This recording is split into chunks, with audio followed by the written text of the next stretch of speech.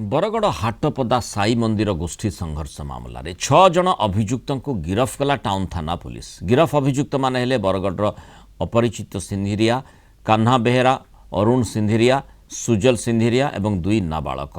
पूर्व शत्रुता को नहीं गोष्ठी संघर्ष घटी पुलिस कही। सरस्वती पूजा बेले 2 गोष्ठी मध्य बचसा होता। गत गुरुवार संध्यारे मुहांमुही होते उभय गोष्ठी। संघर्ष में 2 जनकर जीवन जाइथिबा बेले जड़े एबे भी चिकित्सित अवस्था अच्छी। गिरफ 6 जनक पाखु 4टी छुरी 6टी भुजाली जबत करिछि बरगड़ पुलिस। घटना आउ कहार संपृक्ति रही से नहीं पुलिस तदंत करुछि।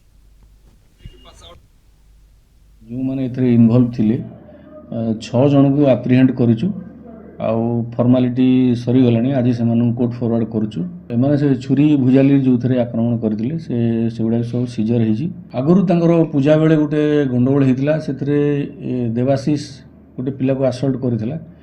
से केस रे आमे देवाशीष को फॉरवर्ड भी करथिलु, किंतु सब्सिक्वेंटली तापरे जेते बेले कोर्ट को रेकर्ड पत्र सीडी कल्फर हैला कोर्ट डायरेक्शन अनुसार इंजुरी रिपोर्ट गला परे से बेल होकर आसला। से दिन ठार तांको भितरे एनिमिटी थिला। प्रत्येक छकरे बाकी पुलिस पेट्रोलिंग जारी रही। बाकी एथरे भी माने time to time Etah investigation हमर सीनियर ऑफिसर माने मॉनिटर करूछंदी।